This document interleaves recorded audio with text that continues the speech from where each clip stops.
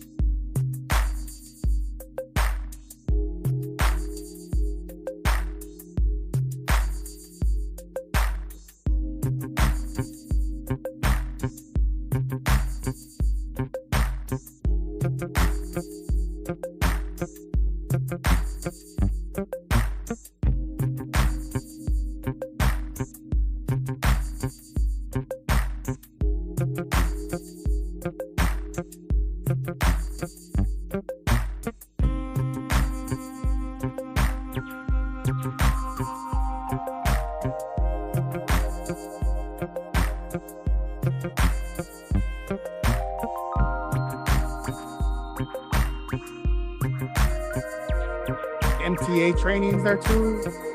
And I thought it was supposed to be a target, but I think they felt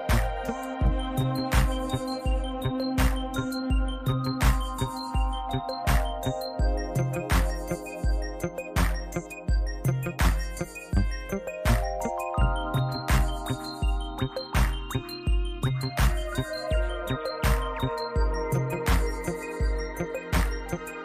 like that. It's either that Vallarta or Your mic is live. Okay. Sorry. Sorry. All right. Awesome. Here We're we talking are. about the Santa Le Chisme. Oh, okay. Well, no somos chismosos. Somos informativos. Does this mic carry or? It should. Let me turn it on. Cool, cool. Yeah. Hey guys, for everyone tuning in, I'm Nick Valencia. Let's bring this camera a little closer here. Welcome to the show. We'll get started here in just a little bit. We're live from the BLVD market in Montebello, where we are hosting our first live in-person event, thanks to Barney Santos. And we'll get the show started here in just a little bit. I'm gonna lose the jacket, man. It's hot. It's hot. Yeah. Yeah, it's hot. Lose the coat. Can you hear us, Nat? Test. Yeah? Okay, cool. Seek. All right.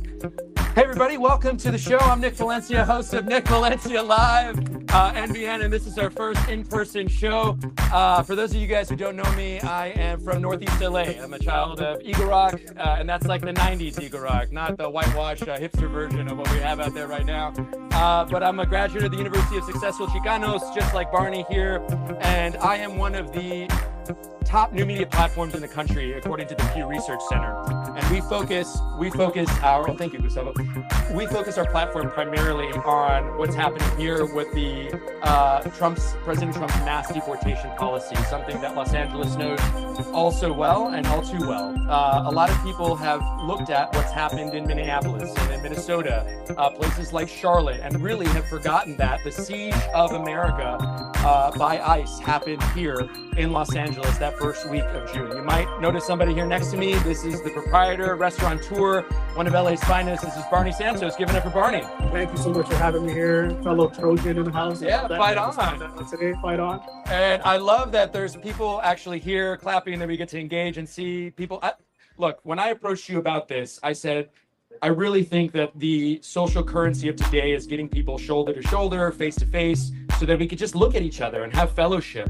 What has it been like here being a business owner, a small business owner in Los Angeles during this unprecedented immigration crisis that we're going through? You know, I will say last year was really difficult. I mean, you know, the impact in Los Angeles was tremendous. I mean, starting from June was like such a memorable month that I just will never forget because it was so difficult. Yeah. I mean, a lot of that stuff happened. There's like the trifecta that happened, right? It was like Pico Rivera, Montebello, Whittier, Downey, like Compton. I feel like, Park. yeah, there was all this area, the Southeast Los Angeles area in South Los Angeles, where I feel like every day was this new crazy thing that ICE was doing to terrorize our community. And it's crazy because my wife and I would drive by like the Walmart. I remember one day we're just kind of like, it's nuts. You see this in the news, right? Like happening, and then you're here and you see where it happened, and then you see the impact in people's faces. Like, you know, I think a lot of people who live in West LA or people in different states, you know, they intellectualize what's going on, but we got to see it face to face in the eyes of people who work at our place and other places, like staff, documented, or even documented people who were just like maybe DACA recipients or people with green cards. They were just living in this fear that was just debilitating everybody last year. It was nuts, like from June all the way to the end of the year. Tell me what that was like, because something that you said is really powerful. I've been covering immigration for 20 years. Thank you so much. My family's here to give me bottles of water. The impact on people when you actually viscerally see an immigration agent masked up, todo boca cubierto, you know, in their tactical gear. It was shocking to me. Yeah. My stomach dropped in Minneapolis. It was the first time I was face to face with them in this modern era. What's it like, you know, for people who hadn't had that experience yet? Yeah, I mean, it's nerve-wracking. I mean, that's the best way I can describe it, because, you know, it doesn't just impact you visually at first. Like the remnants of it last for weeks on end. Psychological trauma. It's in that the warfare was psychological last year. It was just nuts. It still carries on to this year, right? Like for weeks after the first raise happened in June, like everybody was on edge. I mean, literally everybody was on edge. I was getting text messages every morning. My wife can attest to this. Like they were just, oh, somebody spotted ICE agents like down the block. And we would just get in our cars and start patrolling up and down the block. Because that's how we first met. You were one of these groups of, you know, a sort of unorganized group of community residents, activists who came together and said, this is not going to happen in my neighborhood. So tell me about that. Speak on it. Yeah, so literally we would like the mayor, the council members we would text each other, you know, the community members would just like text me in the morning, somebody spotted somebody, so we would start driving up. I mean, literally we would see, it was funny, we were getting people like texting, like people look suspicious, and we like they would chase, we're like, don't chase people, because it ended up being just normal people, but they look out of place. Here at Boulevard, we would see like people that looked like they were from Texas or like long beards who would just sit in the corner and you know, like just stare at people. Menacing. Wouldn't buy anything. We just looked menacing and just look, and we were looking at the cameras. Turn off the music on the Feed the Ducks here. The music is at the bottom. No, it's okay. Hey, this is all a casual thing. It's better that we want audience to hear us at home. It's at the very, very bottom. It says Feed the Ducks. That's the music that's playing. This is live. Yeah, this is live. This is casual. The Substack audience, they understand. So just continue on that, because we've been about a year into this. You were a small business owner, a restaurateur.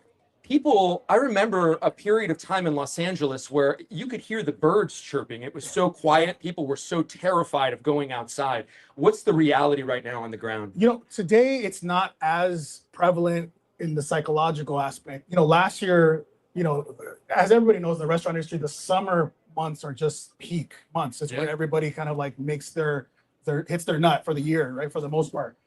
Our summer was horrible last year because it was in the middle of this nightmare that was happening. And so, you know, it lasted from June all the way to the end of the year. I mean, there's tons of statistics that came out. Like I think LA County's economic development, you know, the department, they did a study, showed that like, you know, it was like 84% of people felt like there was a negative impact on their business. I think half of businesses felt like there was like literally an economic impact, right? Like they felt like their sales were down for like 60, 70%. Some people were reporting, and consumers just changed their behavior. I mean, you got to imagine, right? Like, what is the economic buying power of like Latinos right now? Like it's like $4 trillion. Yeah, I was going to say about 3.2 trillion is the last time I looked, but yeah, crazy, it might be upwards of 4. I think in Los Angeles alone, it's like $250 billion alone. Like that's massive, right? Like billions.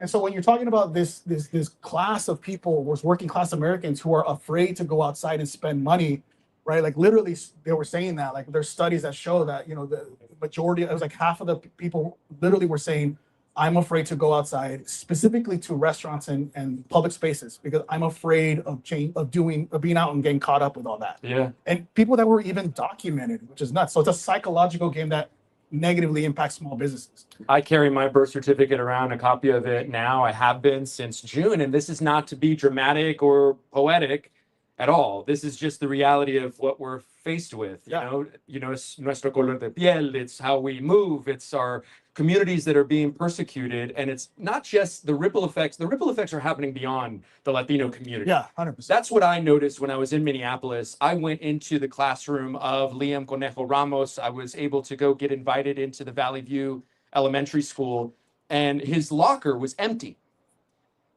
save a cobija and some of his stuffed animals. And the children that are going in, and they're his classmates, they see and they notice that his locker is empty, and then they go back to their parents and they ask what's going on. And so these are students that not all of them are Latino. You see teachers, most of them who are white, and you see the PTSD in their eyes. You see the trauma in their eyes. Can you speak on that and sort of, you know, because this is a melting pot, Los Angeles. Yes, we have, this is the nexus of Chicanismo, Latinidad, but we have so many allies here. Have you seen that example that I just gave in Minneapolis? Has that happened here? You know, to be honest with you, like I'm mostly because you're mostly Latinos, I'm, like in the Latino.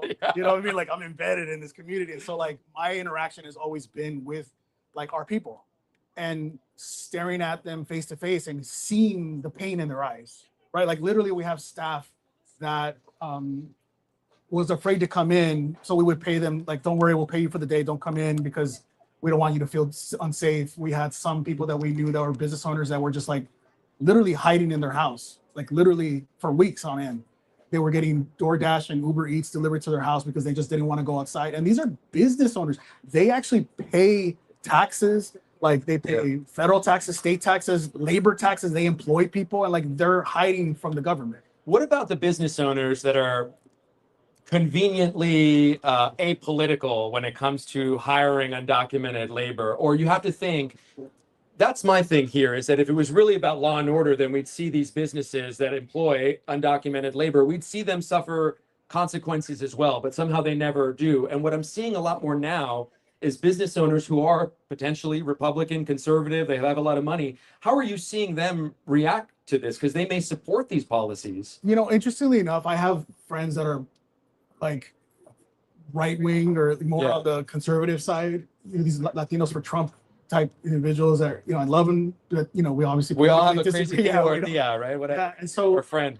you know, I think a lot of them, you know, from what I've had conversations, some, not all of them, but some of them feel like they were duped, right? And so I think I think the ego won't allow them to admit like, oh man, like I messed up, I screwed up. But you can tell by the conversations that I've been having, that some of them feel a little like, damn, I was really lied to. Like this wasn't what I expected. And you have a lot of business owners, like even I think reportedly recently it was like in Texas, like all these construction workers that somebody did a big report, Texas. right? Like they're like their businesses are dying, right? Because their workers can't get jobs and like they can't employ people, the jobs are going down. So it's like it's impacting everybody all around, regardless of your political status. Es una persecución de nuestra mano de obra in the United States. This is our hey Mark, this is our labor force, this is our workforce, and it seems sort of counterintuitive for that to happen. And that's what I'm seeing. If I were to run for politics tomorrow, which I'm not, I'm grateful to be a journalist, but I would see what the public is resonating with most is that this isn't a left versus right or red versus blue. This is a top versus bottom. This is the widening gap between the haves and the have-nots. As a restaurateur in Los Angeles, I would love for you to speak on that. Yeah, I mean, look, we serve everyone equally, right? Like we serve hungry people. And so at the end of the day, I've always felt like the left and the right narrative, that binary that everybody likes to play on, you know, it divides us. At the end of the day, we're all sort of like, we're talking about class issues, right? And I think that is the thing that unites most of us if we really discuss that and focus on that. Because our brothers and our sisters that are documented or undocumented, like they're feeling pain. And if you're a human with empathy, regardless of your political affiliation, you can see that and feel that also. So that's why I think this issue isn't just immigration policy related. This is a psychological one. This is a humane one. And when it boils down to it, like you have to tap into that part of you that is human and like see that in other people and see the suffering. And ideally, you would imagine that people would see that and be like, damn, like maybe I need to reconsider. And that's my hope, at least. But some people are lost, and you know, like they're just gone. Like people that are MAGA, like down that road, they're constantly justifying the behavior, and I find it strange, honestly. I think what I find the most strange, and I talk about this on the show a lot, is that I think that our country struggles from a disease of individualism, and that unless you are impacted by things as an individual, you likely don't care. And what's happening here in Trump 2.0 and this second term of President Trump is that more and more people are being impacted by this on the individual level. I mentioned this politics and the idea of not running left or right. It is very hard for somebody, i.e. President Trump, who ran on being not a politician. Now he's 10 years into being a politician, and we're seeing people peel off. In just the last few minutes, because we have a great lineup here to get to, do you think that there is hope for Democrats? Do you think, because they've shit the bed too, man. You know, they did not insulate our community or protect our community from what we're seeing right now. And then they sit on their hands and say, well, we don't have a majority, we can't really do anything about it, when we know that it would just make them uncomfortable to actually be in action and do things.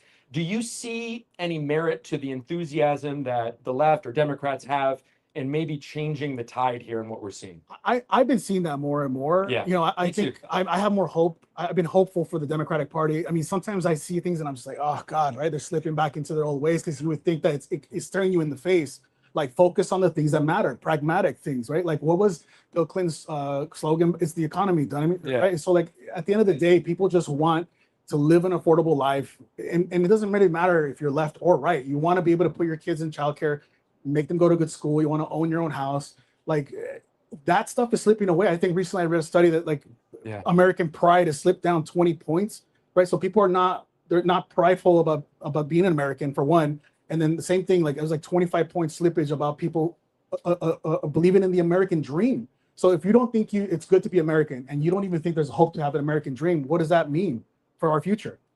First of all, at the low level, it means you're spending less too, right? Consumer confidence is a big thing. But then you're just also not participating in these restaurants and public space. And that means that you're extracting these people from the community. And that's a trust issue. A disengaged electorate is really dangerous because we know that conservatives and old white people, they're always voting, right? They're always there at the ballot box. They're going to show up regardless. And if you create a disengaged electorate, if you start nationalizing our local news or conglomerization of only so many company owners of our media outlets, then all of a sudden you get national news. And as a local resident in that city, you feel like you can't do anything to make change. Your voice doesn't matter. Your voice doesn't matter. I'm going to give up. And meanwhile, they steamroll with their policies that they want to go through because they are on a mission. But there's a rise, and you see candidates that right. So like you look at the extremes of what's going on, like with Mandami, right, in New York. Yeah. And you see people like that, and you're like, well, that's amazing. He's an advocate for the people. And I think the reason why people like that rise to fame is the same reason why Bernie rose to fame. People are just tired of like people lying to them.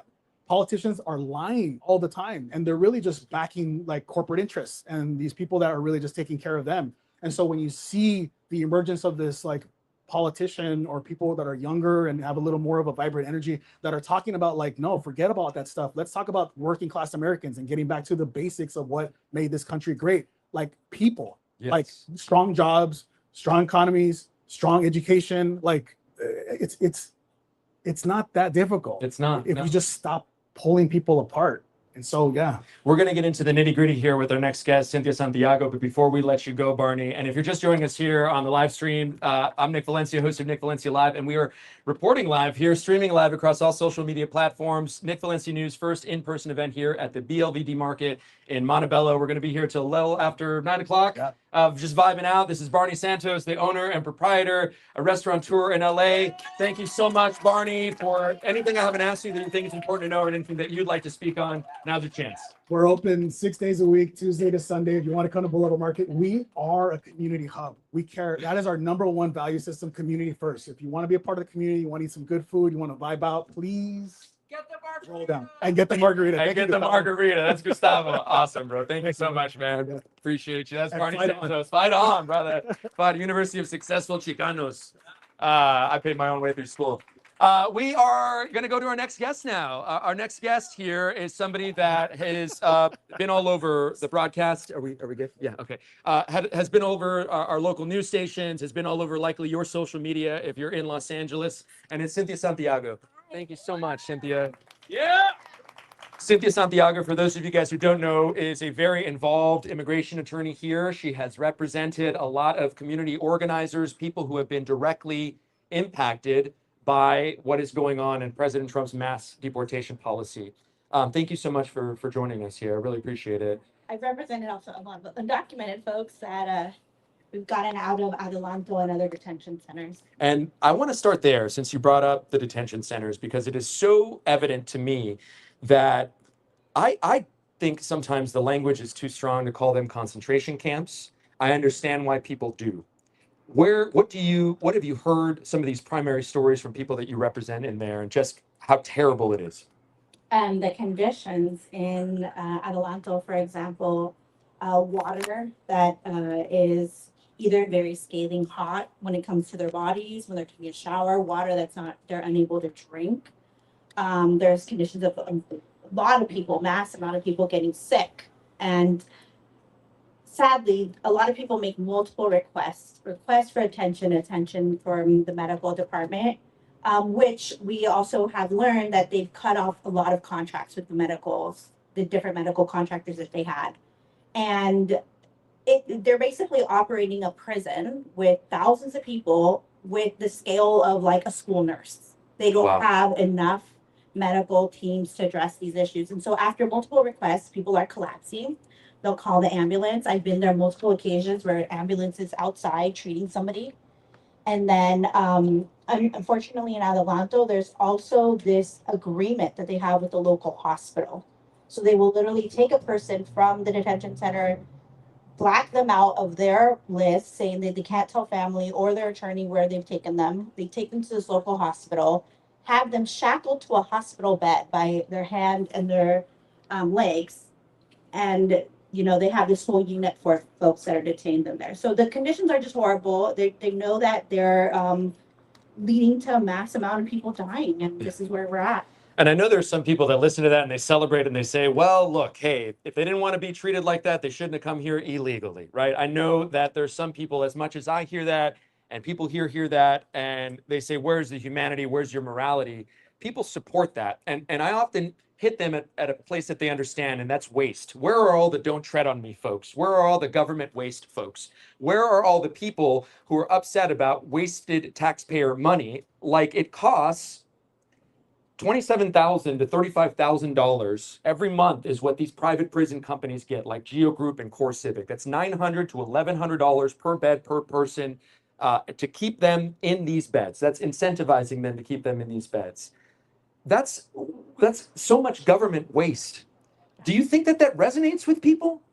I just think that people don't see these numbers in their faces enough, like you were saying, that if it doesn't impact them, but what we see is a lot of contracts. We see the contracts for commissary. We see the contracts for Right. the phones. We see so many contracts within the system that you see why there's an incentive. They're private Yeah. prison profits. Cruelty is the point. Yeah, and so I think that the reality is that I think the more amount of these warehouses that we're seeing and that the community is coming out to protest them and to shut them down, I think we're going to get to the point where they're going to have to do away with the system. Well, they're also paying for these properties $100 million more than they're appraised for. I was just in Social Circle, Georgia, where in 2 years, a property value rose $100 million. No, the fuck it didn't. I'm sorry. I'm sorry if there's kids in the crowd here. No way it didn't.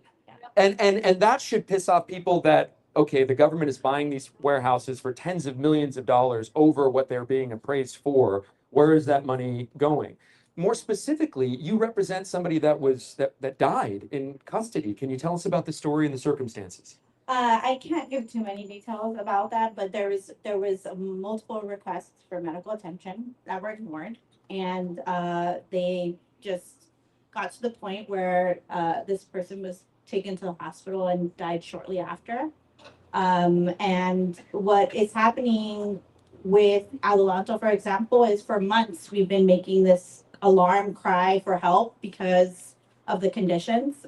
We also mentioned that not only is the water horrible, but the inside conditions are just really dangerous for individuals that are housed together for so many hours. They only get 1 hour to go outside to get sunlight and to get any kind of fresh air. How have you seen your clients, their psychological well-being change? Because that is a lot to just deal with, right? Yeah. So what happens with a lot of the individuals that are detained is that they don't have criminal history. They've never been in a prison, in a jail. They've never been in this type of incarceration setting. And these individuals have no history of that. Unfortunately, their crime is that they came to a country without permission. Well, this part is they are pre-trial detainees that have not yet been adjudicated. They've not gone before a judge and they're being treated like the worst of the worst criminals when they haven't. Speak on that. No, and so when we look at the majority of individuals that have been in the country for years, 10, 20 years, children raised here, no criminal history, the judges will then make up an offense of, oh, well, they worked without permission, or they worked with a social number that wasn't theirs. And so we end up in a position where individuals that have never been in the criminal system are now subjected to constant surveillance, being changed from having a identity, a name, to being a number or a housing area. So a lot of them, after months of detention, a lot of individuals start to have this routine of like having to wake up and having to have your things looked over, and then having to be called by your bed space, your number, and being reprimanded if you didn't hear the call the first time. And it's a lot of psychological torture in there. What I worry about is this expansion. You talk about these dozens of warehouses that are being built or bid on. I think it's just the common sense, and it was strained common sense to think that they're going to stop at the undocumented.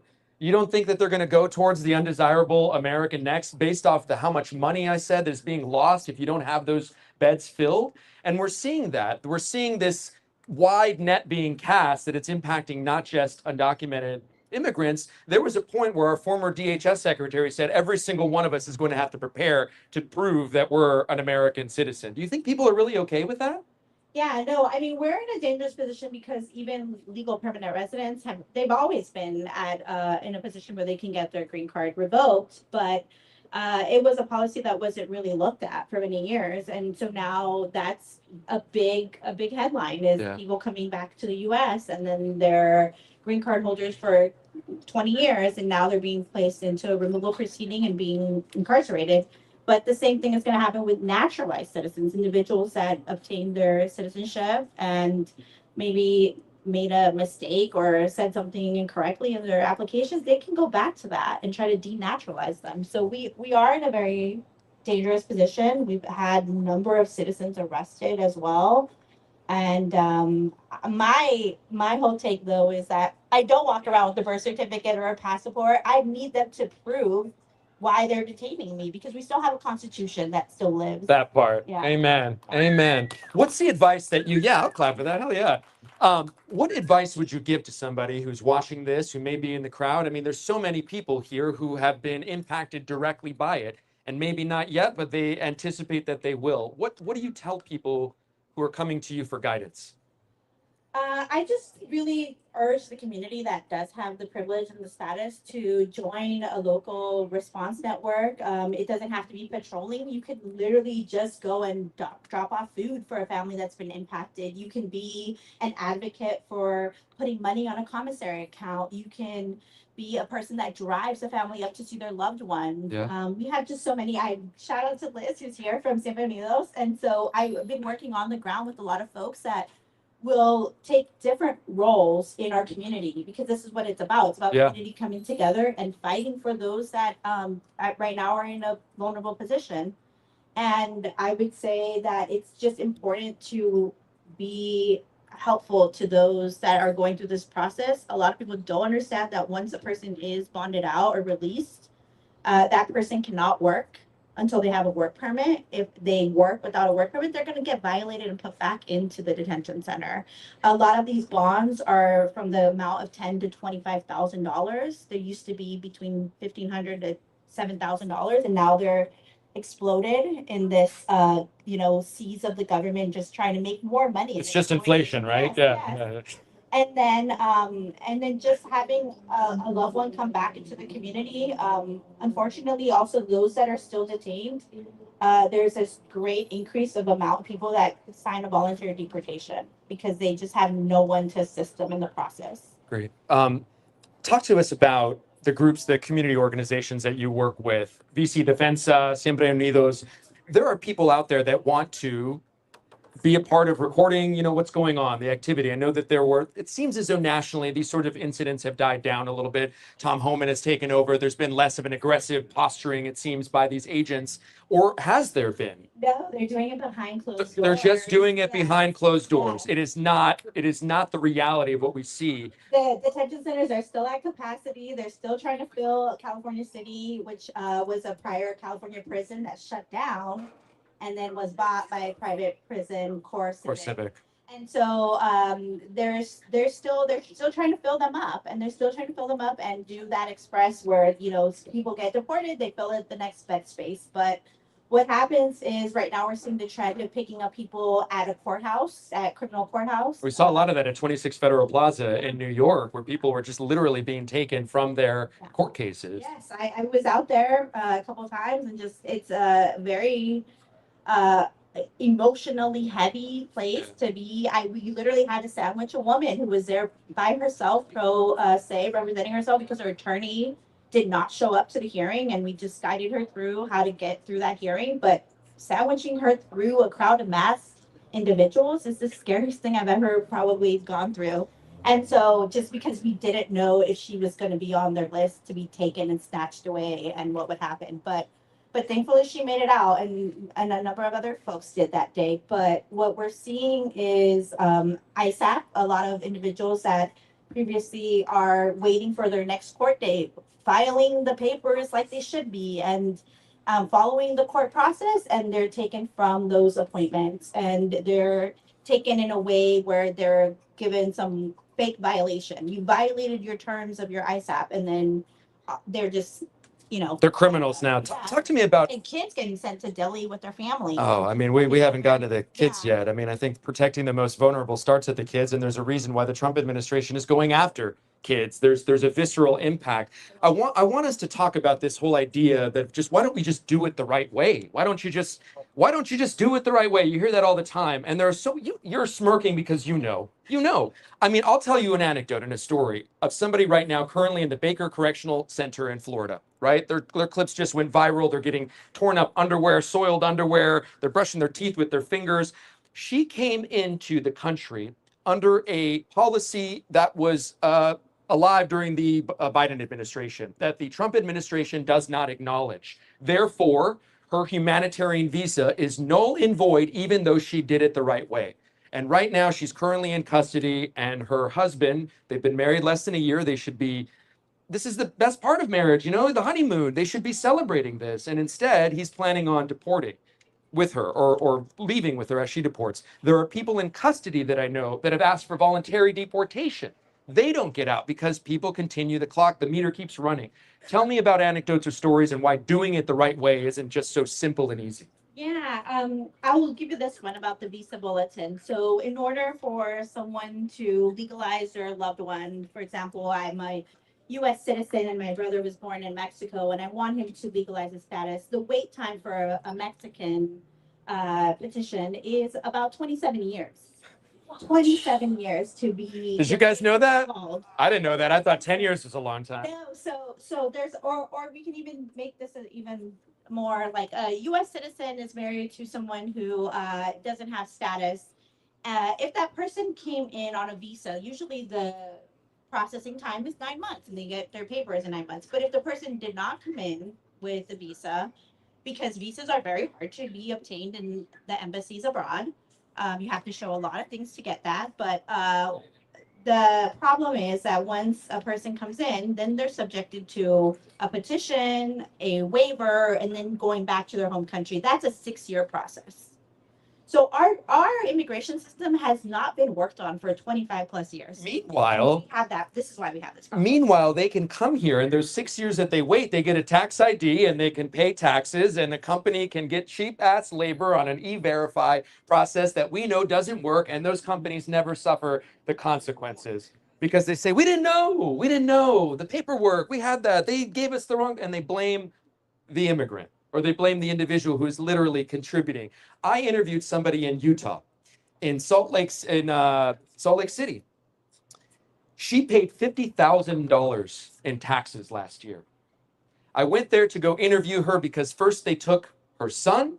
When they took her son, they said, we're going to take your dad. Then they took the dad. And when they took the dad, they said to the mom, we know you're hiding and you're next. And they kept their promise. We interviewed her in a park in hiding. She was eventually taken. And her question to me is, why doesn't this country want my money?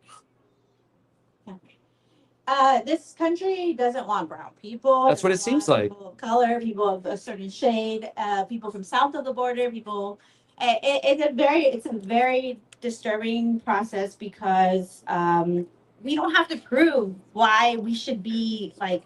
We don't have to prove all the money we support. We don't have to prove why our children we don't have to prove those things. It's the Democrats and the Republicans that need to be working on legislation. They need to be in the position where they actually care about immigration first. Yeah. But what happened with this administration is that they took advantage of all those years of failing to address immigration as the top issue, and they made it the top issue, but to the whole other extreme of just ripping apart families. I think to this point, if it was about just correcting this pendulum swing, why don't we just go after the people that Biden let in? Why are we going after the people that have been in this country for 30 years, who have raised people going to college, who have put people through school, who are adding value to this country? If we're so efficient at our job under this president, why aren't we just going after the people that Biden let in? I don't agree with that, but that's my pushback to that argument. I really think that, for me, part of what has been the success in this independent space is that no one has to guess where I stand on undocumented immigrants. That doesn't mean that I toss aside the ethics of journalism, but I really believe that our conversation on undocumented immigrants in this country should start at amnesty. And the reason that we don't is because you have a lot of Republican lawmakers who could point to state house elections in Arizona and in Texas and say, because of the amnesty that Reagan gave 30 years ago, those state houses, those congressional seats, they flipped. And so they will never endorse amnesty. They will never endorse it. It seems like they will lose their boogeyman because all of a sudden, all these people that they've convinced that the undocumented immigrant is after your job. I mean, it's morsels of truth that this administration globs onto and convinces people. Oh, yeah, it's propaganda. It's propaganda. We're fighting a propaganda war. We're fighting a war. Interestingly, I went to high school with Stephen Miller, and so You buried the lead. What? and so Wait, what? so this is part of a tactic that's used. He did this in high school. Did you go to Santa Monica I High went- School? He went to Santa Monica High School. I was the first Latina president there. Oh my God. All right. In their history. So what happens is that you have individuals that should not be in the positions they're in because they have not earned those positions. They have not gained the skill level to be in those positions. They're in those positions because they talk a good one, but in his position, he basically would find one little morsel of information Yeah. and just exploit it. And that's what is happening. We're getting these bits and pieces of the immigration, throwing it out in public, using so much money to put this propaganda out there. And then, you have folks that have never really confronted this situation now taking a side. And unfortunately, it's impacting a lot of families that we see day to day, that we work with day to day. It's so evident to me that the blueprint and the framework of what we're seeing now is exactly what we saw in the 90s with Prop 187. Do you guys remember Prop 187? You remember? Do you remember the walkouts? You remember what they were trying to do here, with Governor Pete Wilson?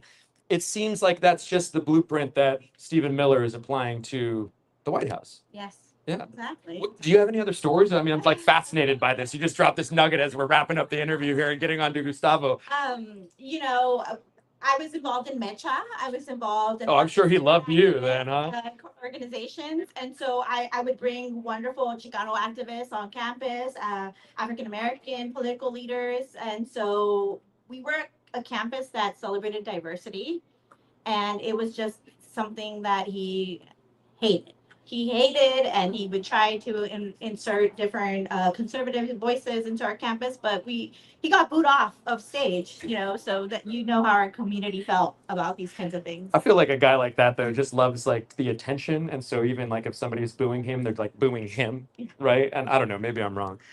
Thank you so much. He didn't get his heart broken or whatever the other, myths are that he had. That's the narrative. Bullied or something. Yeah, no, that's not true. It's he had very much read a lot of racist material, and then he used this information and works his way to get into the White House, where again he did not have the qualifications to be so close to the administration, but that's what happens. We have a lot of pretenders in the administration. I call President Trump the WWE president, WWF president, because he's very good. I think he's more well suited to run the media companies than anyone that's running them right now. And I see him a masterful manipulator of the media, and he is not dumb, he is cunning. He dismantled 16 very qualified Republican presidential candidates back in 2016, and no one took him seriously. And now you see what the result is, It is a propaganda war. Yeah, I'm also deeply disturbed at how many months it took our folks in Congress to realize that funding an agency to inflict terror in our communities was probably a bad idea, giving them a big blank paycheck for that. They have more money than some of our branches of military. Yeah, so this is what we're seeing, and I think that I'm also very proud to have walked these streets and to have driven these streets and to have gone to detention centers with so many individuals that have stepped up. And I had nothing to do with immigration law before this, but I've been doing it for 13 years, and it's great to have allies. I'm going to give Cynthia her flowers because she saw the promo flyer and she says, where the hell are the women here, okay? The women have been on the front lines of this movement since the very beginning, and God bless the women of Los Angeles and all across the country here who have literally taken the fight to fascism's front door. And I used to think that word was too strong, but it's not for what we have seen transpire over the course of the last year. In this last few seconds that I have you here, is there anything I haven't asked you that you think is important to know, or anything that you'd like to talk about? Now's your chance. No, I mean, I talk about so many things that I'm seeing in our communities. I mean, ICE out of the hospitals, you're gonna have Alex join, right? ICE out of the hospitals, and just and making sure that our community knows that we continue to have rights and we continue to have a constitution. How can we keep up with you? How can we follow you? For those that want to keep up with Cynthia Santiago, those that are watching, give yourself a plug here. Santiago. I've been an immigration attorney for 13 years, but I love more of the position to be a community activist, community member that A chingona. I mean, that's always been my dream as a child. When my brother was incarcerated, and seeing the injustices, that I always wanted to be immersed in community and take the work and the knowledge to the community, because our community is still so disenfranchised from knowing their legal rights. Well, thank you. We're better. We are well aware of our rights, better or more aware of our rights because of you, Cynthia. Cynthia Santiago, give it up for Cynthia Santiago. Thank you so much. Thank you. Can I give you a hug? Thank you so much. Put my jacket on, starting at chilly. Stick around here. We've got another guest coming up. Our next guest is Gustavo Arellano. Oh, great. Oh, hey, Alexis. Oh, I saw Lalo show up. Yeah. Awesome. Barney, you still have a mic on. I hope you haven't been talking and people can hear you. Oh, you don't want to do that. Yeah. Or if you want to get handed over here, Barney was the first up. And if those of you guys are just joining us here, we're live from the BLVD Market, Boulevard Market here in Montebello, where we are live streaming our show, Nick Valencia News, in person, our first in-person event. And it's awesome if we could turn the camera around. I mean, just what a wonderful crowd that showed up here in person. Gustavo he needs no introduction here. You guys see him all over. What are you talking about? No one reads LA. We know the columns have gotten bigger in the paper. Hating the LA Times is the easiest game in town, so hate away. You are the star. Round of applause. Yeah. No, seriously. No one makes noise for you. That's really sad. I'm not this person here. You folks would be louder for this guy right here. In serio. No, he's doing amazing work. If you're not following him already, you're going down to South Texas, you're coming here to LA, you're going to Minneapolis, you're going to where the action is. And that's wonderful, because sadly, one of the reasons why the mainstream media has become as irrelevant as it is because they're not going there. They're not doing those things. And frankly, they're not calling it how it is. I think people want to see how it is on the ground. They want to be taken there. And this is like a revolutionary perspective, right? The selfie. Yeah. And it's honestly, I mean, we really had such a moment in Minneapolis because of how nimble independent media is. The activists were trying to beat up ICE? Oh, yes, that's why I was mislabeled. Thank you for reminding me. No, what Gustavo was talking about, the AP took a photo of me, and then that was used and put on He was everywhere. literally like this filming as it's going on, and they mislabeled him as like Antifa. A domestic terrorist. Antifa. That's it. The headline was "War on ICE," and it was my photo. If we're being accurate here, you know, I mean, so. Let's talk about that. Part of the struggle of independent media is getting taken seriously. Yeah. Some people that are independent journalists, they don't want to take the ethics seriously, right? And they're throwing shit at cops in between their live shots. That, if I'm being rigorously honest, makes the job for someone like me who's really trying a lot more difficult, you know? I see the algorithms, which are my publishers now, they incentivize conflict. Mm-hmm. Like, you are online, you see it from this perspective of still being in a legacy newsroom. What's the reality of how you guys look at us now?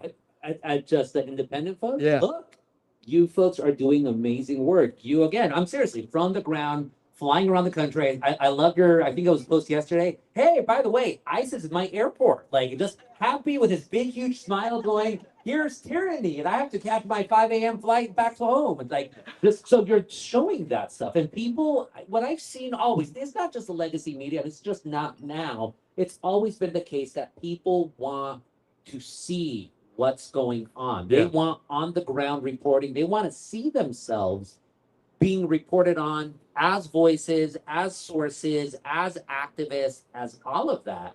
And the problem with cloud chasers, look, you're going to get all this conflict and doing, we're seeing that. What I'm not even going to name the name because I don't know his name, but the guy who's going around like, I'm exposing corruption. Nick Shirley. You said it, not me. Yeah. I'm exposing corruption that's never been exposed before. If there wasn't corruption going on and was never exposed before, then why was the Minnesota state government prosecuting all those folks? Now he's here in California doing stories that the LA Times did 4 or 5 years ago.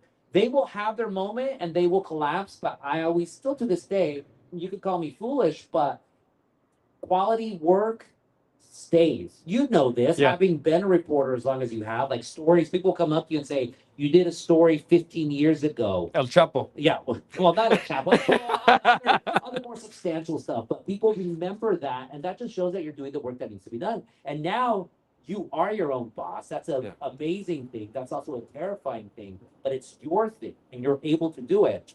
Nice stuff. Do you worry about the public and, Nick Shirley, for a lot of people, they feel like they're finding out and that he's putting them on and that he is really exposing and bringing this corruption to light. I feel like we are so microwave minds, man. It's like it used to be 7 minutes, our attention spans with commercials we wait. Now it's like I've got 3 seconds to capture their attention online these days. Did you know that Thomas Alva Edison is Mexican? That's what my sisters showed me, and I'm calling you out, Nini, on Instagram. This is an urban legend that mi tío Ezequiel told me 30 years ago, but because they know nothing about history, they're not paying attention. You show something, you repackage it in a way that's appealing, and all of a sudden for them, it's news. And yeah, but again, this is not brand new. This fake news, this, if it bleeds, it leads. Yeah. That is the human condition. That's the American condition, really. And so the challenge then is, what are going to be the stories that matter, that are going, again, that resonate? And you're doing them. And I'm not trying to butter you up just because you're cool and all that. Oh, no, seriously. No, look, I've told, we text all the time. Yeah. If I think he did something like, whatever, I'll let him know. True. It's absolutely true. Even right now, when he started, he was talking like this. I'm like that. And now he's that. You gotta check out this guy. But no, quality leads. It will resonate. You want to be remembered years after the fact, not forgotten like that. Do you worry that right now, because a lot of people, they don't think we're making a difference right now because nothing is changing. You still see people getting beat up. I was just corrected here by Cynthia. There's not as many videos, but it's still happening. The detention centers are still full. Do you worry that people won't care anymore, that they'll just give up? Or what do you see? Things have changed. Today, I mean, this is the week that Gregory Bovino, wannabe patent, migra, I'm not going to cuss because there's children here, but he basically was forced out because he was rampaging across the United States. And he started, as you mentioned at the very beginning, in Los Angeles with the siege of MacArthur Park. Yep. And this is what I keep telling people about the Trump administration, that they really thought, going back to Stephen Miller, they were going to come in with a blitzkrieg. They were going to shock us all into submission, into fear, and we were going to start ratting out our undocumented neighbors, our undocumented friends, our undocumented anyone. But no, and you saw this starting in Los Angeles after Trump got elected. Started plan these, community groups, rapid response networks, whatever. Barney was talking about them here. Exactly. Barney was talking about here in Montebello, in Orange County, where I'm from, everywhere. And we set a template for the rest of the country, and everything starts changing.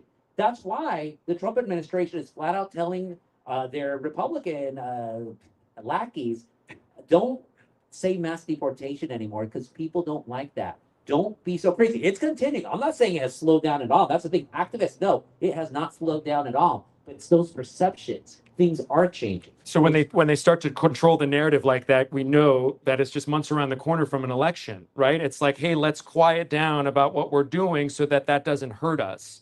Do you see, there was a tremendous amount of enthusiasm for a statewide election of the public energy commissioner in Georgia because it was the first time that we got to see how Georgians were going to react to Trump. Do you see that happening here at all, this sort of resonating against Trump, people dipping off, peeling off, or is that... Well, politics in California are completely screwed over. Of course, we have, 8 Democrats cannibalizing each other, and 2 Republicans who might, one of them, by the way, Sheriff Chad Bianco of Riverside County, who just seized 650,000 ballots just so he can. Yeah, it's absolutely happening. And there's a fear that they might go into the general election because it's a top two primary here in California. And that just shows how stupid or weak sauce, I don't use that word anymore, stupid, how weak sauce the Democratic Party leadership is. The fact that the top 5 candidates are white, and nothing against Gabachos, but are white in a state where the plurality of the population is Latino, and they don't want to answer to that. And so, you can call me a cynic or you can call me crazy, but I want to see the Democrats suffer, the Democratic Party suffer here in California, because they deserve it. And people despise Trump, but you talked about earlier, and Barney was talking about earlier, it's not a Democrat thing either. The Democratic Party is not very popular right now. No, Look not at all. Los Angeles with Karen Bass, I do think Karen has gotten a far worse rap than she deserves. Well, you don't just hear it with Karen Bass, you hear it with Newsom as well, who's seen by some Democrats on the East Coast as, oh, this is going to be the savior here coming. But Newsom. give me the reality here in California. Newsom is his own worst enemy, and I'll say this about him: he always somehow lifts himself up from shooting himself in the foot. But at some point, he's going to shoot off his knee, y ya no va a poder caminar. Seriously, he thinks he is like freaking Jesus with a pomade or something. He goes around and just like all of that stuff. It's like, I don't know. And this is what he doesn't understand. And this more coming from Georgia. The rest of the country loathes California. Yeah. We're no Really? longer the California dream. People absolutely loathe us. They hate us because they ain't us. That's it. Straight up. That's it. West Coast is the best coast. West Coast, best coast, and a crime. I want to just, land the plane here on the Newsom conversation, because he was trying to emerge as this sort of anti-Trump, like, let me use this tactics that he's using. Oh, you have a problem with me doing it. Yeah. Yeah. How did that land with people here? I do think people need to be inspired. Those people do need to laugh, but more than anything, people need inspiration. And the problem with the Democratic Party for way too long is just like, oh, we hate Trump. You need more than just we hate Trump. Yeah, what's the plan afterwards? What- People want to know what happens next, right? What You is- want to know what's the next thing, right? What is your economic plan? How are you going to plan for the day after Trump? And and we talked about 187, and this is what I've been covering way too long for way too long. The Democratic Party here in California, they got big because of Prop 187. They basically told my generation of Latinos, you and your parents deserve to be kicked out of this country. All of us said, screw you. We're all going Democrat. Reagan gave us the amnesty, but now we're going Democrat. For 25 years, that's why California is as super blue as it is. But then what do they do once they're in power? All they do, oh, it's Trump. Oh, 187. Oh, 187. And look, you started getting all these Latinos starting to get interested in what Trump had to say. And I've been covering this since 2016. When I saw Trump, you said he's cunning. I saw him and I thought, if Cholos could vote, they would vote for Trump. My gangster friends love him because he never gets in trouble. Thought. He never gets in trouble for what he does, and they love that about him. Gets troubles, gangsters get lonely too. But more and more that's just started going, more and more and more and more. And then finally what happens in 2024, Trump wins the male Latino vote. Trump wins the most Latinos ever in a presidential election for a Republican candidate. Here in California, you see the Latino state legislature or the state legislature go. Oh, we have to go like. Yeah, we got to go a little tighter here. Thanks, Nat. Like this. Mira, te voy a decir unas cosas No aquí. somos chismosos, somos informativos, así.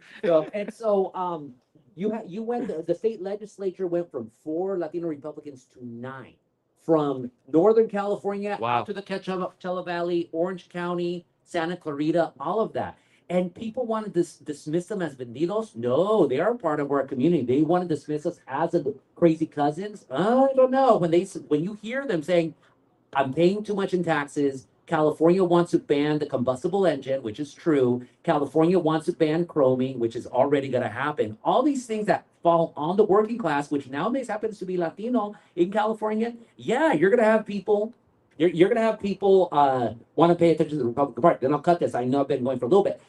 Trump had these voters. He could have built a Latino Republican Party that would have lasted a generation. Wow. And what does he do? He listens to Stephen Miller. And Stephen Miller just evil, absolutely evil. And now here we are today. Latino support has completely plummeted. They're freaked out about Latinos. We've seen them in Texas, in Virginia, all more closer to you.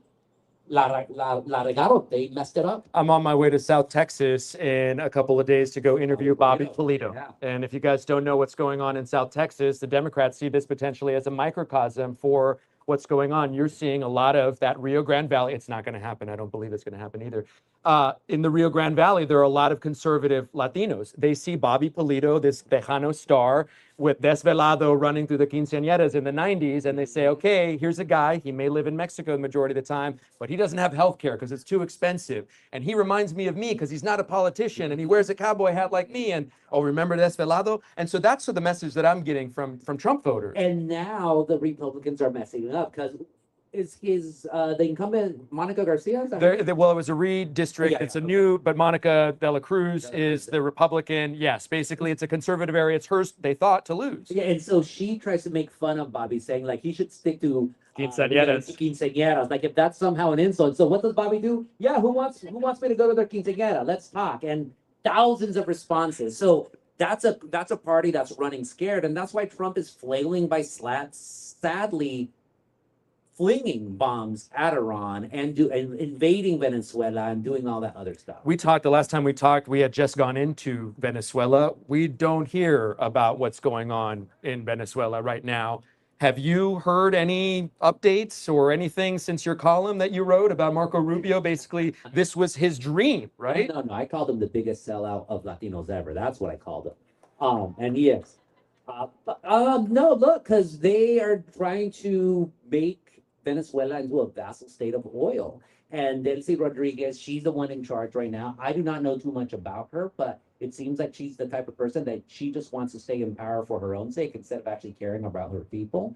Venezuela's first, next is Cuba, next is Mexico. You don't think he wants to come in and just extract as much? He wants to be the new Porfirio Diaz. That's what he wants. Just open it up to Americans and yeah. It's American exceptionalism. That's the narrative that they're pushing. And right now in the Texas State Board of Education, they have been infiltrated by not only MAGA, but the Moms of Liberty. Why do I bring up Texas? Because your textbooks relate to Texas. It is the biggest public education in the country. So once they order their books from McGraw-Hill or their textbooks, then we get them. The rest of the country gets them. And so if they're creating this curriculum of American exceptionalism, what are the Chicano students here in LAUSD going to start reading about? What is happening in Texas with the Moms of Liberty going into, they had testimony at the state capitol a couple of months ago. The representative on the state board at Texas, he is a MAGA, full blown. A woman from educator in a hijab got up there at the state capitol, and before she opened her mouth, he said, Mr. Chairman, what is our rules of terrorists testifying before here in the state capitol? Governor Abbott, Texas Governor Greg Abbott, had Married to a Latina. Married to a Latina, had labeled a teachers group that she was with a terrorist organization. It was not given an official designation by the government or even the state. It was just something that he said. But that representative on the Texas State Board went with it and ran with it. And that's what's happening slowly all across the country. Just really quick anecdote about how Texas indoctrinates our children in California. When I was young, and look, I'm a nerd. I know a lot of stuff. But why was it when I was about 8 or 9 years old, I knew that the first Texas state capitol was in Washington on the Brazos? Because I don't know. I was not reading anything about Texas. I didn't care about Texas. Now thinking of it, it's because I was reading these textbooks that somehow had a completely useless bit of trivia for us here in California. So no, Texas, like when it comes to education, they don't mess around and like watch out. And it's being inspired by this MAGA movement, which, you know, Cynthia was talking about it up here. It became so evident to me, and we're going to turn the corner here and get to Alexis Alaman here in a little bit. It became so evident to me recently that this is a propaganda war and that we're fighting propaganda. I would love for you, you're nodding in agreement. I would love for you to speak on that. Why do you think so? Why do you agree? I mean, it's always been like, I don't think we're in unprecedented times. You have to pay attention to history. And look, people might say we are living in the worst times ever, especially for undocumented people. Look at all the community response. Let's go back to the 1950s when you had Operation Wetback. And literally the only people in the Latino community, The Latino community, the mainstream folks did not stand with undocumented folks. LULAC, all those civil rights groups, they're like, yeah, get those wetbacks out of here. This is absolutely true. The only people that stood with undocumented people were bona fide communists. I'm talking about card-carrying communists like Bert Corona in the 1950s, and we all know how popular communists were in the 1950s. So we are, and then you have, of course, a repatriation and all these terrible things. You all have to look at history. Those who forget the past are condemned to repeat it. George Santayana, history doesn't repeat itself, but it rhymes, supposedly Mark Twain. But the more you know your history, the better equipped you are to fight for your present and for your future. Look, we're reporters. We're complete cynics. We see the worst in society, the absolute worst. Oh my God. And then like your family's here. At least I have my sister here, but usually my cousins never go or any of that stuff. My cousins are here. Well, not you. My cousins are grato. Thank Oh you. yeah, Well, we have an Arellano in our family Hey, there too. maybe we're related. But I nevertheless always have hope. And you have to have hope. The two things that tyrannical societies want to remove more than anything from you is hope and humor, because that's what makes us human. The day we lose our hope and the day we lose our humor, we might as well just give up. And I refuse to lose my hope. And I'm not funny, but I'll laugh. I like to laugh. My daughter told me a joke. I'll give it to you here. Why don't you give a balloon to Elsa? Elsa's my sister's name. That's an absolute true story. Not that Elsa, but why won't you give a balloon to my sister? She'll let it go. Ah, No, okay, no, all right. No, nothing. I got nothing. Okay, all right. absolutely not. Anyway, I thought that was good. For Ellis told me that. Okay. Anyway, Gustavo Arellano, we are so grateful for your presence here. We want to get to Alexis Aleman. For those of you, Sorry. I got to do a plug, folks. I don't see enough of you with a drink in your hand, whether it's water, whether it's Coke, whether it's food. Support your local businesses. That is so important to do. Amen. If you do not Amen. buy something tonight, even a bottle of water, then Stephen Miller wins. You want that to happen? Exactly. Thank you. Bye. Gustavo Arellano, man. Thank you. Oh, thank you, brother. Thank you so much. Oh, God. And we have so many. I just want to turn the camera around here to show everybody if we can. Can we do that? Oh, yeah. Razzo Dog is here. All right. We're going to wrap up the show here with our last guest. I thought I saw him in the crowd. Alexis Aleman is one half of Foods in Medicine, the popular social media account, Foods in Medicine. And we're going to be joined by him next. Yeah, come on down, man. What's going on, bro? Great to meet you in person, bro. Thank you for coming. All right. Give it up for Alexis Aleman here. Hi, everyone. Good evening. I really wanted to bring Alexis on, not only because of his popularity on social media, but because of his journey, being a first-generation college student, right? I mean, just tell me about your trajectory. You just finished medical school, and you have this wildly popular Instagram account, right? Yeah, heck yeah. You're applying for, journalism fellowship. Tell me about what life is for you right now. Yeah, no, thanks for inviting me. First of all, Nick, and you're also very inspiring and motivating. I've been God bless seeing you, your work brother. for years, so it's cool to be sitting next to you today. Yeah, I mean, for those who might not know who I am, I'm currently a medical student at UCLA. Gracias. And my boy Irvin just matched and finished medical school. I'm still, I have 1 year left. I'm currently doing a master's degree in social science at UCLA, and planning to apply to psychiatry next year for my medical specialty. And honestly, I mean, the journey's been interesting, to say the least. I think the most important thing for me is making sure that I get myself educated, making sure that I know what's going on around me, what the issues are, and obviously growing up first gen, son of immigrants. I understand a lot of the issues that we face and how that translates into the real world, into real living, because that's how I grew up. And so for me now, it's how can I do how can I use what we've created, what we've done to continue helping our communities. There's so many things that are dynamic about you, but one of the things I see that is an intersection that I kind of see myself in you is that you're in rooms where I'm sure you're really freaking uncomfortable a lot of times, where people, you look to your left and you look to your right, and you may not see a lot of people that look like you. What's it been like being a 20-something-year-old in those rooms right now in this era where our community is being focused on and persecuted?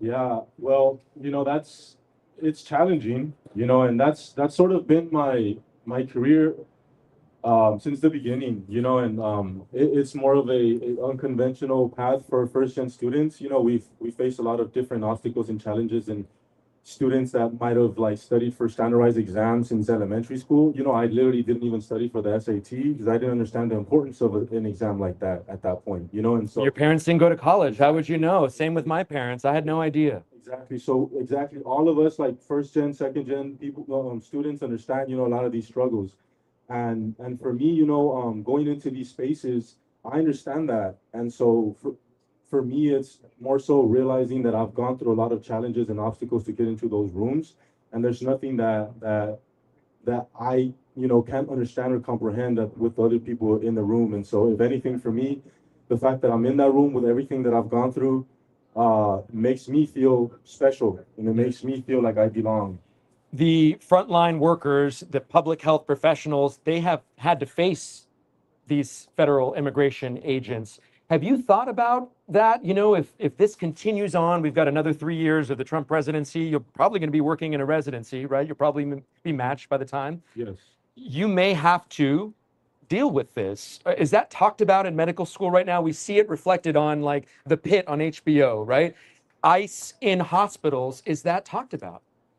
Not enough, not enough by any means. And that's the thing that, like you said, we see this, I see this, and it's really up to us to educate ourselves more on it and understand how this ultimately affects health, right? Because in medical school, yeah, we learn how to take care of people, and the medicines that we use and how to talk to a patient.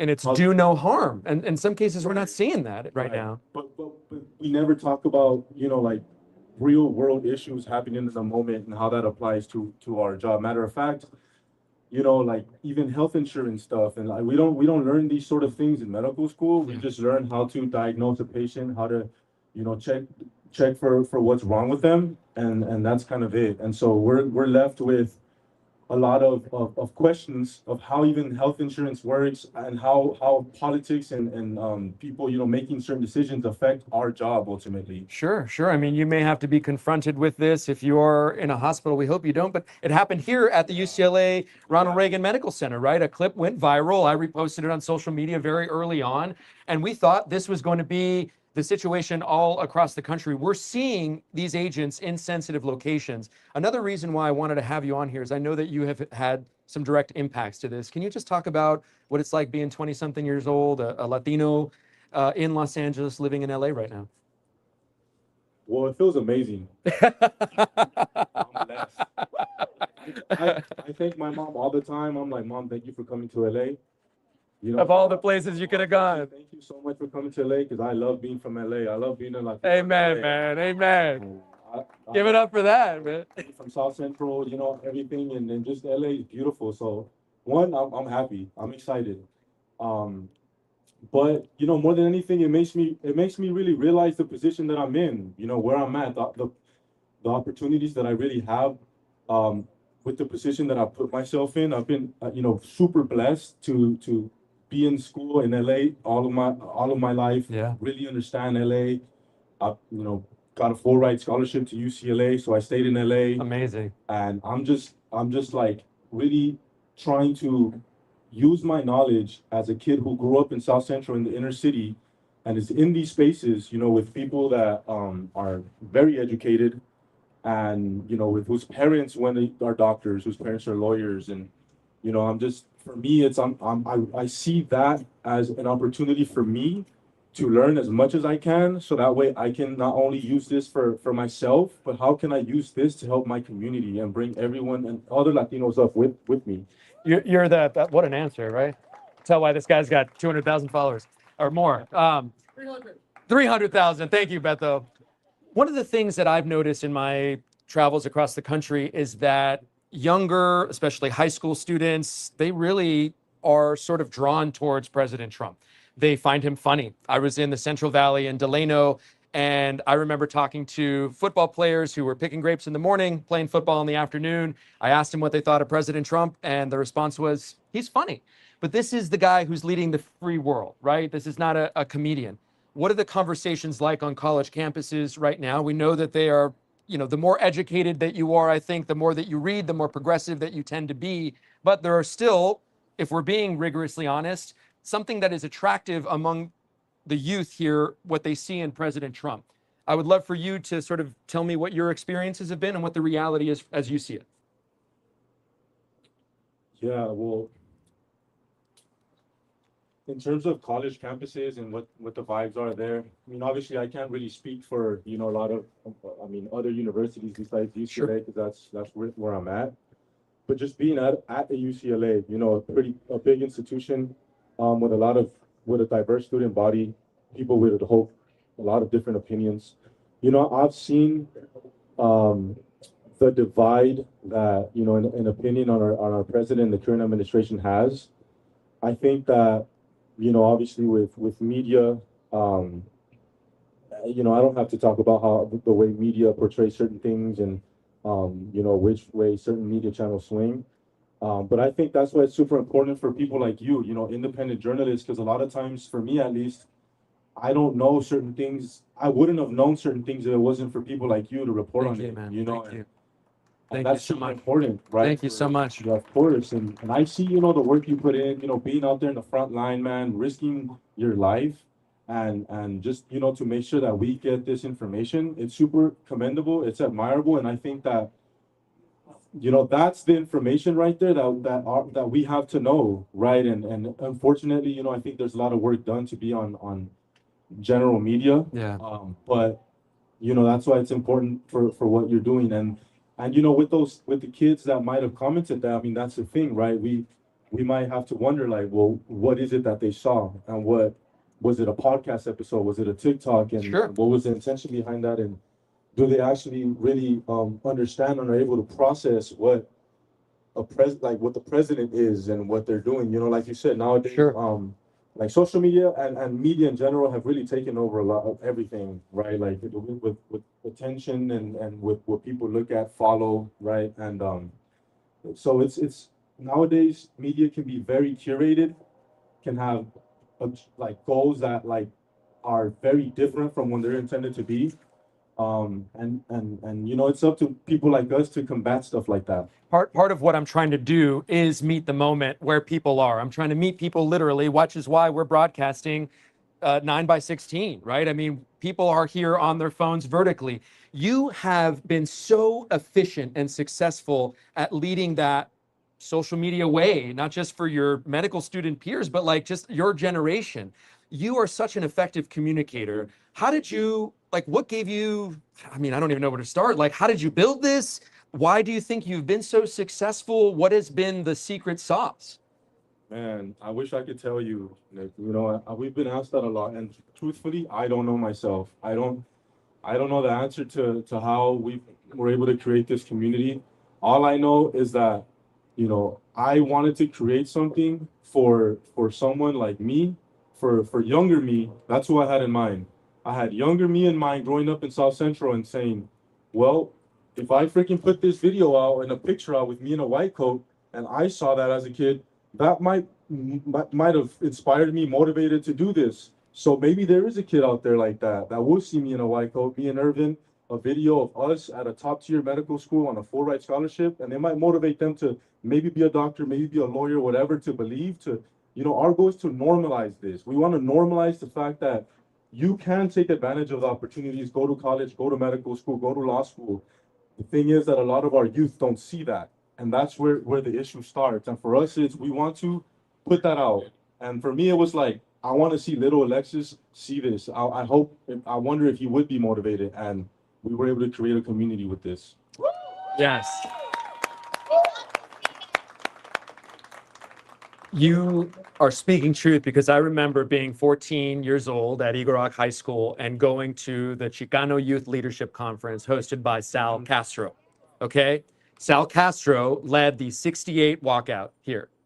I talk the way I talk and dress the way I dress because my parents grew up, my dad grew up on 51st and Western, and my mom grew up in downtown, and they wanted to Americanize the hell out of me so I could be in any single room that I wanted to be. But I realized very quickly that my proximity to whiteness ain't gonna save me, you know? And it didn't save me.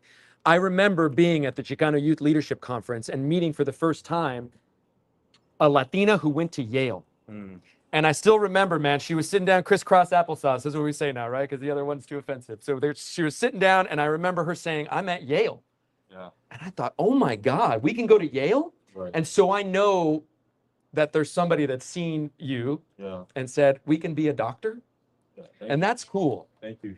Yeah. Tell me about, because I know that you, with the followers that you have, I know that you have a story of somebody that you have inspired.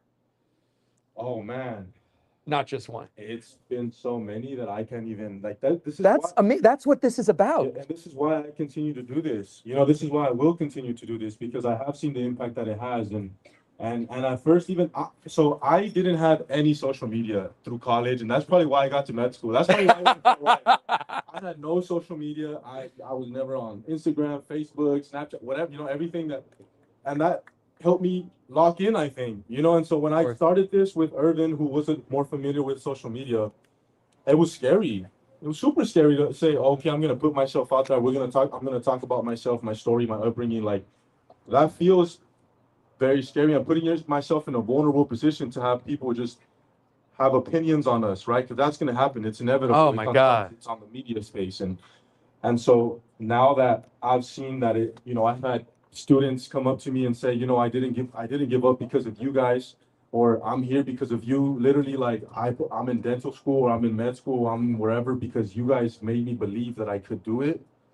Man, there's no better feeling in the world, and I'm gonna try to continue to inspire and motivate and just normalize the fact that students can do whatever they want. And at this point, it's not even, yes, it's to diversify medicine because it's only 6% of Latinos physicians in the United States. It's only 6%? 6%, which is... Did you guys know that was so few? We're in the single digits in terms of being doctors in the country. Exactly, right. It doesn't represent our general population at all. And so for us, it's to diversify everything. We're needed in every single space. Latinos produce a #1 GDP in the country. There's no reason why we shouldn't be #1 in everything else. Amen, man. Amen. Yes. And dropping truth bombs. How old are you, bro? Oh man, I've been getting asked this a lot. How old do I look? I would go with like 23. You're being nice. No, for real. I would think 23. I'm 29. You're 29. Yes. Wow. Okay. Do you feel like some people would say that, oh man, I'm getting a late start in college, but you're like grinding it out, man, and you're being an example. Yeah, the whole timeline thing and the question of am I too old? Am I too young? It's a real one, and I get it. But like you said, I'm grinding, we're grinding. Yes. We're all going to be grinding no matter what. We have to choose what it is that grind's going to be. So that's why I tell people, you're going to be 25, you're going to be 21, you're going to be 35, you're going to be 40 no matter what. What are you going to do with those years? Yeah. With a trauma streak. I wish I have to look as good as you. God willing, dog. It's good lighting here. Sí se puede. That was Dolores Huertas, by the way, okay? We can still say sí se puede. Sí se puede for this guy right here. And that's the mentality I have, sí se puede. And I'm just, I recognize that, I've always been on my own timeline. Even since leaving high school, I had no idea what I was going to get out of college. But I was willing to take that risk and believe that something was going to come out of it, and that even though I was living in South Central and I was going to have to drive and figure this whole thing out, like something was going to come out of it, and I was going to take my time and ensure that whatever it was, I wanted to be successful in it. And sometimes it does take longer. Sometimes there is a longer path that we have to take.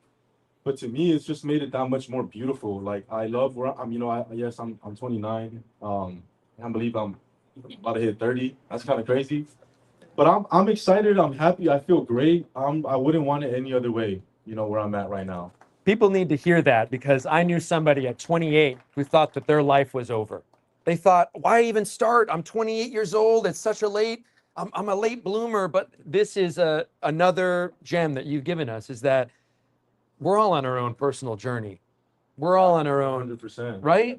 Yeah, exactly. And I get it, you know, like the pressures of trying to get to the next stage in our lives, the pressure of going to college and graduating and then getting an internship, getting a job, getting into residency, getting the faculty position, then doing this. And then it's like, well, if we're always just stuck in that tunnel vision mindset, when are we taking time to take a step back and really realize the major issues that are going on in our country? We have to realize what we're working for, what we're working towards, and what position we're working for, because we have to think about how we're going to, I mean, at least for me, this is how I think about it. I have to think about how I'm going to help not only myself and my family, but my community. And so when I'm working for my next stage in the journey, is how am I going to use that stage to get to the next one and then the next one? Because I'm not trying to be complacent. I want to get to a point where I can actually make an impact in the community, you know, and that means I have to ask real questions. I have to take a step back and ask myself questions. Where I'm going, what am I doing in the moment? And it's like, it's so easy to get stuck in that, okay, right now, well, I'm taking my board exam and then I have to take the next one. Then I have to apply to residency. And then I have to, after that, do a fellowship. And then after that, I have to get a job as an attending and then get a faculty. You know, when I take a look and it's been 15, 20 years, okay, so now I'm never gonna sit down and, okay, now I can help my community. No, it has to happen actively. I have to do it as I'm going on in my journey. Amen. That's how I see it. People can't wait around to help out. You need to step up and meet the moment. Amen. It has been such a pleasure to meet you in person, man. How do we, like, I have the one question I really wanted to ask you is that, like, I want to know that first day, because I remember my first day that I launched this and took my phone out at 4 million views. Oh shit, I got something to say. Yeah. What was that like, that first day that you launched Foods and Medicine? And if you guys don't follow Foods and Medicine, please go check it out. It's amazing and inspiring, and everything that you've heard here, it's like times 10. What was that like, that first day? And how did that all go down? It was silly. It was a joke. It was funny. So Irving convinced me, right? And okay, you know, we were at Carne Asada actually. Maybe there were a couple modelos involved. Okay. You know, and we were like, hey, bro, like everyone's telling us about this. Let's just do it. Let's just launch a page. I'm like, I mean, I don't know, man. Like, we're just joking, like, because that's how it started. It started as a joke, like, hey, food, medicine, you know. And then our classmates started hearing it, our Latino classmates, we started saying it and stuff. And then it's like, y'all should make that a page. I'm like, man, no way. So we talked about it in the Carne Asada, and he was like, let's call it Foods and Medicine, bro. Let's call it Foods and Medicine. And I'm like, you know what? You're right. Let's start it. And we had taken a picture, like, in our white coat ceremony, and we just posted that, like, Foods and Medicine. It just felt funny. It felt silly. But then, like, 100 people followed us. Like, what the heck? We just posted a picture with our white coats. You know, like, well, okay, whatever. And it was like, next thing you know, we're at 500. I'm like, what the heck? Okay, people commenting and stuff. You know, I didn't think anything of it. So it was amazing. It's still surreal to me.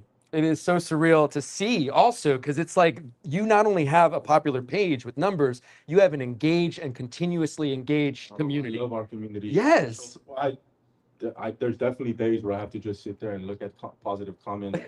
I'm just like, man, this shit sucks. One of the things I like, it's hard to put yourself out there too, because people are watching. It's like people counting your sobriety days, right? Is he going to match? Is he going to, where's he going to go next? And like, what if I fail this exam, right? I mean, that's got to be, yeah. I'm not gonna lie, yes, the pressure is there. I mean, obviously not let myself down, but to me, it's like, I can't let my community down now. Like, and that's what I'm saying. Like, when it's like, when I'm grinding in those hours and it's like, I've studied for 10 hours, my brain is fried. I'm like, fuck, I gotta do this shit again tomorrow. I go on my comments and I'm like, all right, I can't let them down. Let's do this. Boom. Let's go to sleep. Ponte pilas, güey. Yeah, exactly. So it's beautiful. I love our community. I'm gonna wrap it up just by how I've finished everything else here. Is there anything that I haven't asked you to know that, is there anything I haven't asked you that's important to know, or anything that you'd like to talk about? Now's your chance. Well, first, you know, thank you for what you do, and thank you. I'm going to continue to always support what you're doing, because it's important to have people like you. Thank you so much. Giving us real, raw information, you know, things that are going on in the world. You know, I think for me, you know, it's definitely cool meeting people like you, getting into these spaces, and really, for me, realizing, you know, what having a voice can do for our community. I just want to like state the obvious that's in front of me. I'm not, trying to get too much into politics and trying to like, get into engage in discussion and dialogue and freaking arguments with people. But end of the day, I made an oath to take care of anyone, take care of people, make sure people are healthy and safe. And if there's health concerns with things like ICE freaking killing people and ICE detention centers not providing adequate medical care, I think it's okay for me to speak on that as an aspiring health professional. And that's Amen. that's an example there. But I'm gonna just speak on what I see. Keep speaking, man. Alexis Aleman, who's in medicine. Thank you so much. Give you a hug, dog. Of course. Thank you for that. That was cool. It's awesome, dog. Yeah, hell yeah. Yeah. We're gonna start wrapping up the show. And I just want to tell you a quick anecdote on that with Alexis. I was recently in Camp East Montana, and this is one of the largest, or is the largest detention center in the country. And to the point that Alexis is making about a lack of basic medical care, I went in as an interpreter on the invitation of an immigration attorney who I was there with. And I did not misidentify myself. I was very clear about who I was. I'm a reporter. I'm going to come out and talk about what I saw in there. And what I was told by those that were detained, by a woman specifically who I interpreted for, translated, they were dealing with a rash, a fungal rash, that it was so painful and so itchy that it had spread from their feet to their genitals. And there was one woman in their area. She was under a cobija, she was feverish, and they were just giving her a salve, an ointment to rub on this rash. I came out, I reported what I saw. I went on the local news there in El Paso. What happened and what resulted was the El Paso County Health Department saw that, and they went into Camp East Montana, and that rash that they had been dealing with for 4 months was a measles outbreak. This is the types of conditions that other human beings in this country that are with us here, that are being currently held in. They're being told by these doctors who have taken an oath to do no harm, that they will get their basic medical care met if they just self-deport and go back to the countries from which they came. Okay? There are people who still, even though they have voluntarily chosen deportation, are still in custody and can't get home. The longest person that I've heard held is 18 months. And I am well aware that that goes back to the Biden administration. This is a bipartisan problem, and we are here to call it out. The only way that we continue to go forward and move forward and speak truth to power, when there's a lot of powerful people not afraid of peddling mistruths and peddling fear, I don't want to be afraid of speaking the truth. And so this platform gives me that. And the only way that we keep going is through your support. Continue to help donate, subscribe to our Substack, and just help us stay in this space so we can continue to have conversations like this. Thank you so much to Barney Santos, the owner here of BLVD Market. Thank you so much to all of you. I think it's a good time I can pick this up here. Let me show the crowd. There we go. You can see the crowd there. Oh man, it was so cool. It was so cool. Thank you guys. I'm Nick Valencia, host of Nick Valencia Live, and this is a live show here that you're watching from the BLVD Market in Montebello. As always, guys, thank you so much for helping us make truth go viral, and have a great day on purpose. Otra! Oh, I can see you guys now. Oh my God, there we go. Thanks, Nat. Oh, give it up for Nat. She's helping coordinate the show. Give it up for Nat. Okay, and so we go here. Where is the stream at? Did you end it? It's Okay, it was okay. still live, but Okay, I don't enter know. studio. We're gonna enter this, and then we're just gonna shut it down here. We enter studio, and then end stream.